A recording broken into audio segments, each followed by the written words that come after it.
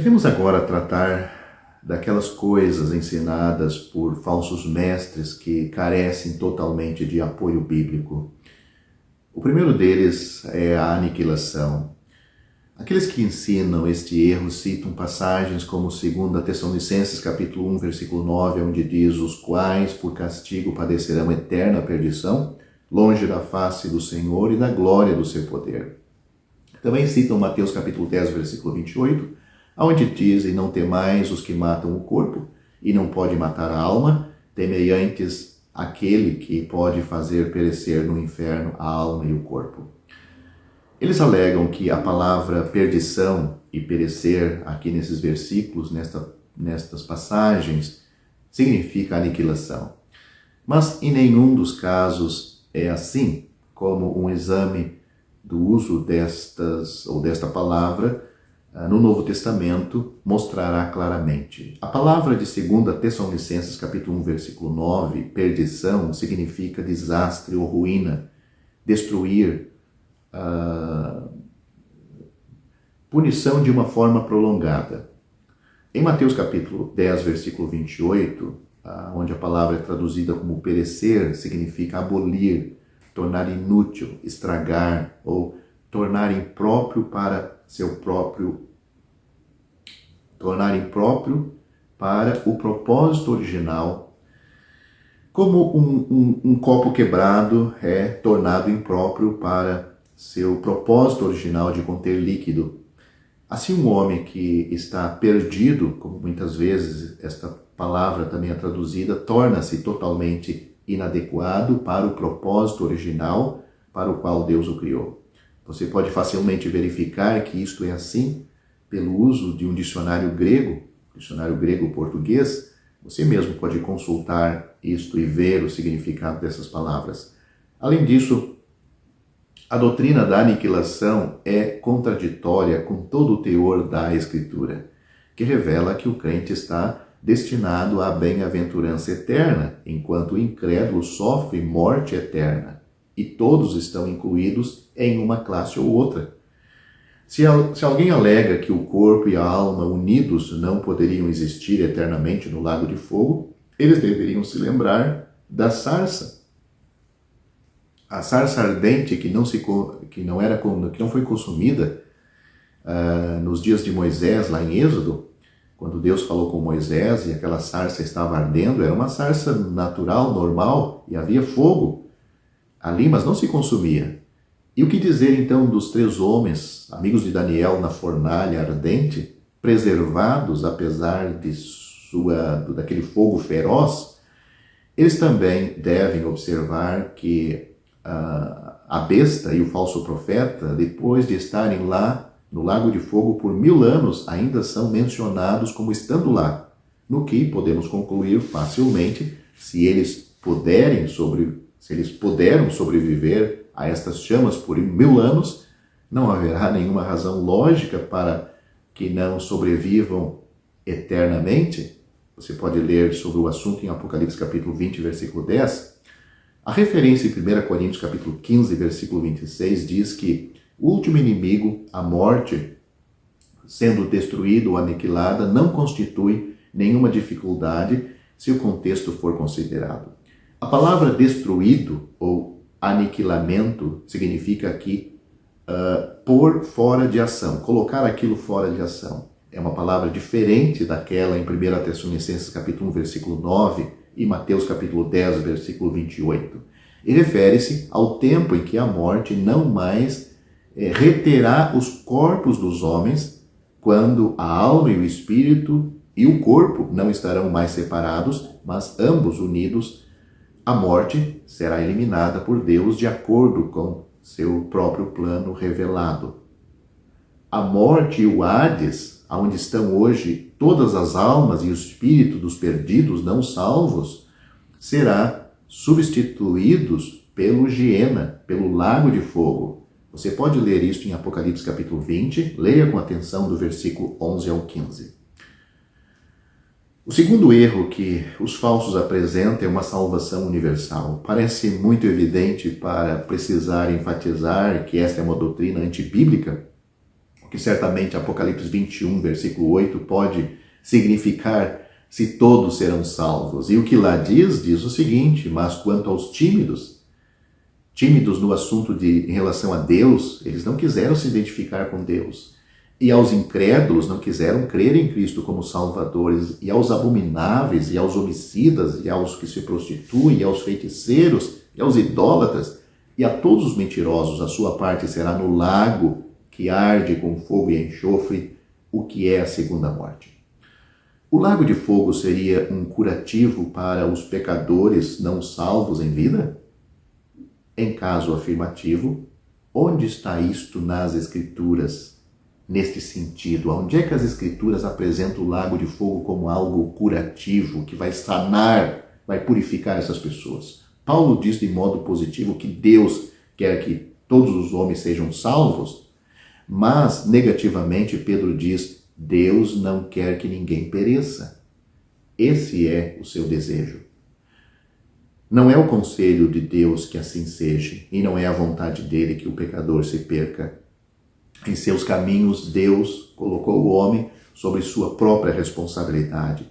Manifestamente, o ensino claro da Bíblia é que alguns serão salvos eternamente e alguns estarão perdidos eternamente.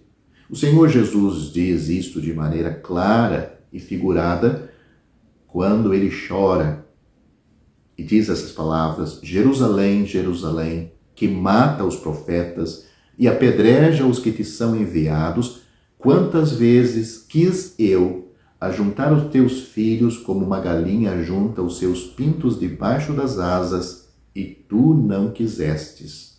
Note este versículo. Eu quis, mas tu não quisestes. E o que Deus vai fazer? Leia isso em Mateus capítulo 23, versículo 37. O terceiro erro é o purgatório. Coisa absurda. Esta é uma doutrina inventada e propagada por sacerdotes que ganham dinheiro com a intenção de explorar as almas ignorantes e mantê-las constantemente em suspense mental em prol do ganho ganancioso. Claramente, o tempo da escolha é na vida, é aqui em terra. É o pecador que escolhe o seu destino na eternidade e não depois. Ninguém pode fazer nada por aquele pecador que partiu para a eternidade, salvo ou perdido. A graça de Deus Salvador é oferecida agora, e a resposta pela fé a este convite refletirá agora e depois da morte. Alguns citam 1 Pedro capítulo 3, do versículo 18 a 23, para defender esta segunda chance depois da morte. Mas certamente Pedro não pode ensinar a doutrina geral do purgatório para todos, já que esta passagem que eles citam se refere apenas àqueles a quem Noé pregou e que em seus dias foram desobedientes. Mas vou citar esta passagem para que entenda de uma vez por todas o que ela realmente diz. Porque também Cristo padeceu uma vez pelos pecados, o justo pelos injustos, para levar-nos a Deus, mortificado, sim, na verdade na carne, ou seja, fala da morte da cruz de Cristo, mas vivificado ou ressuscitado pelo Espírito Santo, no qual, poder do Espírito Santo, Noé também foi e pregou aos espíritos, que agora eles estão em prisão, os quais no outro tempo foram rebeldes, quando a longanimidade de Deus esperava nos dias de Noé, enquanto se preparava a arca, na qual poucas, isto é, 8 almas, se salvaram pelas águas. 2 Pedro capítulo 2, versículo 5 diz que Deus não perdoou o mundo antigo, mas guardou Noé, a 8ª pessoa, o pregoeiro da justiça, ao trazer o dilúvio sobre o mundo dos ímpios. Ou seja, essas pessoas estão condenadas. Elas ouviram da salvação nos dias delas, mas hoje estão condenadas. Alguns vão citar 1 Coríntios capítulo 3, versículo 13, que diz: a obra de cada um se manifestará, na verdade o dia declarará, porque pelo fogo será descoberta e o fogo provará qual seja a obra de cada um. Mas uma leitura superficial deste capítulo irá se perceber que o assunto é de um salvo que trabalha na obra do Senhor usando material que não condiz com a obra, com nem com a obra, nem com o seu Senhor. Portanto, aqui este versículo não é um indicativo de que a pessoa passando por um período de sofrimento seja salva dele, mas que embora o trabalho durante a sua vida aqui na terra possa ser consumida pelo fogo do julgamento do tribunal de Cristo, que não é o mesmo julgamento dos ímpios. Ele mesmo é salvo, ou seja, o crente é salvo apenas dos resultados do seu trabalho. O trabalho é perdido, ele é salvo. E a palavra salvo aqui tem a ideia de livramento de tudo aquilo que envolvia aquela situação e não livramento do inferno. O crente é salvo quando ele crê em Cristo como seu salvador pessoal e não no tribunal de Cristo. A Bíblia diz de uma maneira clara que pela graça sois salvos por meio da fé. Isto não vem de vós, é dom de Deus, não vem das obras para que ninguém se glorie, porque somos feitura sua, criados em Cristo Jesus para as boas obras, as quais Deus preparou para que andássemos nelas. Efésios capítulo 2, versículos 8 a 9.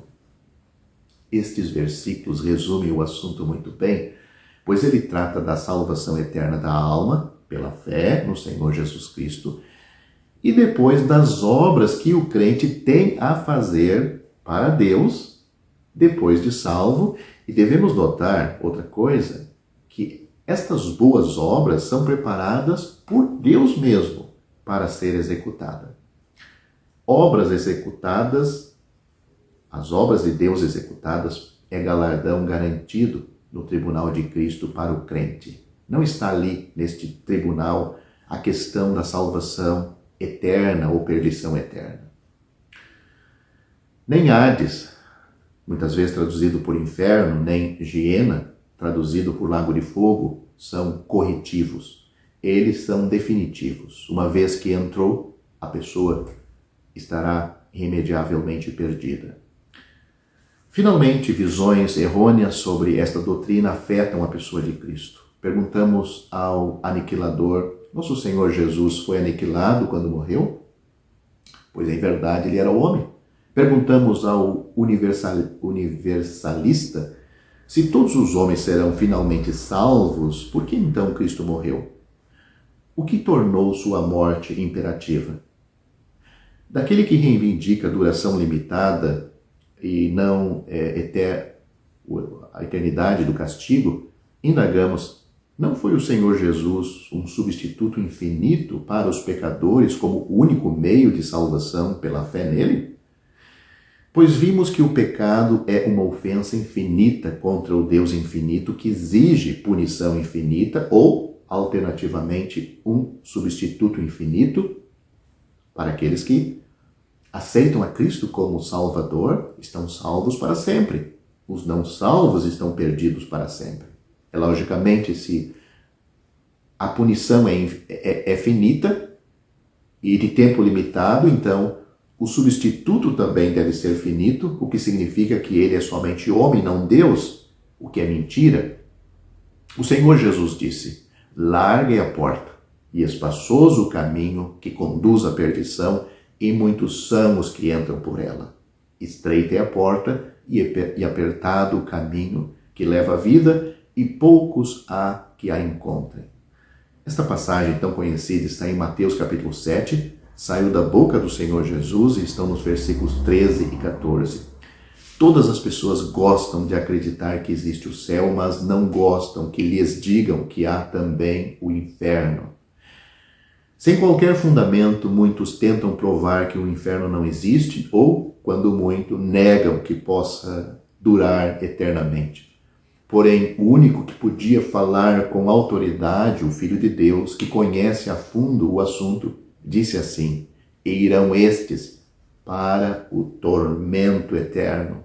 Mateus capítulo 25, versículo 46. Não temais os que matam o corpo e depois não têm mais nada o que fazer, mas eu vos mostrarei a quem deveis temer. Temei aquele que, depois de matar, tem poder para lançar no inferno. Sim, vos digo, a esse temei. Lucas capítulo 12, versículos 4 e 5. Para o inferno, ou serão lançados, ou irão para o inferno, para o lago que nunca se apaga, onde o seu bicho não morre e o fogo nunca se apaga. Marcos capítulo 9, versículos 43 e 45. E é dito que ali haverá pranto e ranger de dentes, Mateus capítulo 24, versículo 51. Se não credes que eu sou, disse o Senhor Jesus, morrereis em vossos pecados. Para onde eu vou, não podeis vós ir. João capítulo 8, versículos 24 ou 21 e 24. Aos homens está ordenado morrerem uma vez, vindo depois disso o juízo. Hebreus capítulo 9, versículo 27. Ao universalista, que não conhece outra autoridade senão uma consciência universal, o apóstolo João avisa: aquele que não crê no Filho não verá a vida. E aquele que acredita no aniquilamento da alma, o mesmo apóstolo avisa que a ira de Deus sobre ele permanece. João capítulo 3, versículo 36. Destes, o apóstolo Paulo escreveu que por castigo padecerão eterna perdição, em 2 Tessalonicenses capítulo 1, versículos 8 e 9.